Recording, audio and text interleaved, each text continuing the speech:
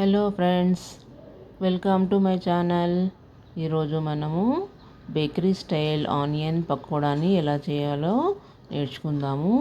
ఇవి తినడానికి పైనుంచి చాలా క్రిస్పీగా, లోపల చాలా సాఫ్ట్గా అండ్ టేస్టీగా కూడా ఉంటాయి. కొన్ని టిప్స్ని పాటించుకుంటూ ఎలా చేయాలో ఈరోజు మనము ఈ వీడియోలో చూద్దాము. ఈ వీడియోని లాస్ట్ వరకు చూడండి ఫ్రెండ్స్, అప్పుడే మీకు తెలుస్తుంది. దానికోసము నేను 4 మీడియం సైజ్ ఉల్లిగడ్డల్ని తీసుకున్నాను. వీటిని శుభ్రంగా కడిగి నీళ్లు లేకుండా మంచిగా నీట్గా తుడిచి ఈ విధంగా అడ్డంగా కట్ చేసుకోవాలి. ఉల్లిగడ్డల్ని మనము ఎప్పుడు నిలువుగా కట్ చేస్తాం కదా, కానీ ఈ ఉల్లిగడ్డల్ని మాత్రము ఈ విధంగా అడ్డంగా కట్ చేసుకోవాలి. మరి సన్నగా కాకుండా, మరి మందంగా కాకుండా ఈ విధంగా ఈ సైజులో ఉల్లిగడ్డల్ని కట్ చేసుకోవాలి. ఇలా కట్ చేసుకోవడం వల్ల పకోడీలు అనేటివి క్రిస్పీగా వస్తాయి. ఈ ఆనియన్ అనేది మెత్తబడకుండా చాలా క్రిస్పీగా ఉంటుందన్నమాట. ఈ విధంగా అన్ని ఆనియన్స్ని మనము కట్ చేసి పెట్టుకోవాలి. చూడండి, ఈ విధంగా స్లైసెస్ని కట్ చేసుకోవాలి. స్లైసెస్ అనేటివి ఈ విధంగా ఉంటేనే పకోడీలు అనేటివి చాలా క్రిస్పీగా వస్తాయి. ఆ తర్వాత దీంట్లో 1 స్పూన్ ఉప్పు అండ్ 1 స్పూన్ వరకు కాశ్మీరీ లాల్ పౌడర్ ఉంటుంది కదండి, కాశ్మీరీ మిర్చి, ఆ మిర్చిని వేసేసుకొని దీన్ని బాగా కలుపుకోవాలి.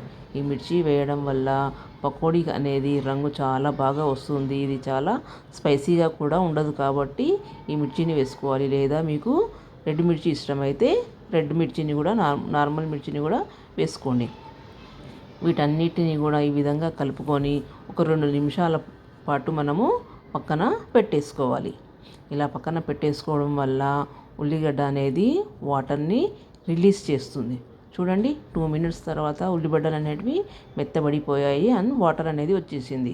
సో ఇలా వచ్చిన దాన్ని మనము కొద్దిగా తీసుకుంటూ ఇలాగ 2 చేతులతో స్క్వీజ్ చేసుకుంటూ దాంట్లో ఉన్న వాటర్ మొత్తాన్ని కూడా తీసేసుకోవాలి.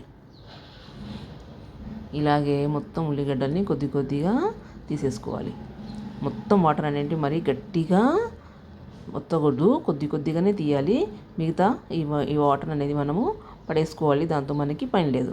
ఆ తర్వాత దీంట్లో 1 స్పూన్ అల్లం వెల్లుల్లి పేస్ట్, 1 స్పూను దంచిన ధనియాలు, 1 స్పూను జీలకర్ర, 2 పచ్చిమిరపకాయలు, కొద్దిగా కొత్తిమీర, కొద్దిగా కరివేపాకు అండ్ కొద్దిగా పసుపు అండ్ 1/2 స్పూన్ వరకు కారం వేసుకొని వీటన్నిటిని బాగా మిక్స్ చేసుకోవాలి. దీంట్లో నేను ఉప్పు వేయలేదు, ఎందుకంటే మనము ఆల్రెడీ ఉప్పు వేసాం కాబట్టి నేను వేయలేదు.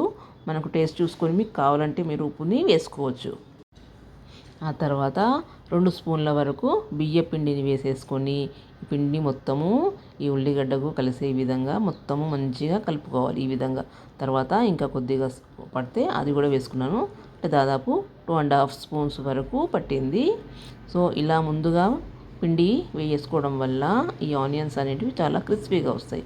ఆ తర్వాత మనకు కావాల్సినంత శనగపిండిని వేసుకొని ఇలాగ కొద్దిగా ముద్దలాగా దీన్ని కలుపుకోవాలి. దీంట్లో వాటర్ అనేది అసలు వేయకూడదు. చూడండి, వాటర్ లేకుండా దాదాపు 3 స్పూన్ల వరకు పిండి వేసేసుకున్నాను. చూడండి, ఈ విధంగా వస్తేనే పకోడీలు అనేటివి క్రిస్పీగా వస్తాయి. దీంట్లో వాటర్ అనేది అవసరం ఉండదు. తర్వాత ఆయిల్ వేడి చేసుకుని డీప్ ఫ్రైకి ఈ విధంగా ఒక్కొక్కటి పకోడీలు అనేటివి వేసేసుకోవాలి. ఇలా వేసుకున్న తర్వాత ఒక 30 సెకండ్స్ వరకు దాన్ని కలపకుండా అలాగే వదిలేయాలి. ఆ తర్వాత దాన్ని కొద్దిగా కలుపుకుంటూ ఈ విధంగా పకోడీలు అనేటివి ఫ్రై చేసుకోవాలి. ఈ పకోడీలన్నీ ఎప్పుడు కూడా మీడియం ఫ్లేమ్లోనే ఫ్రై చేసుకోవాలి, హై ఫ్లేమ్లో చేయొద్దు. ఆయిల్ వేడెక్కిన తర్వాత దాన్ని మీడియం ఫ్లేమ్కి మార్చుకోవాలి. చూడండి, ఈ విధంగా ఫ్రై అయిన తర్వాత ఒక్కొక్కటి తీసేసుకోవడమే. ఇదే విధంగా అన్ని పకోడీలు ఇట్లాగా వేసేసుకోవాలి. చూడండి, చూడడానికి ఎంతో క్రిస్పీగా, ఎంతో టేస్టీగా ఉండే బేకరీ స్టైల్ ఆనియన్ పకోడా అనేది రెడీ అయిపోయింది. ఈ వర్షాకాలంలో వీటిని చేసేసుకొని అప్పటికప్పుడు తింటే చాలా బాగుంటుంది. సో ఈ వీడియో కనుక మీకు నచ్చినట్టయితే మా ఛానల్ని సబ్స్క్రైబ్ చేయండి, లైక్ చేయండి, షేర్ చేయండి అండ్ కామెంట్లో ఈ పకోడీలు ఎలా ఉన్నాయో తెలియజేయండి.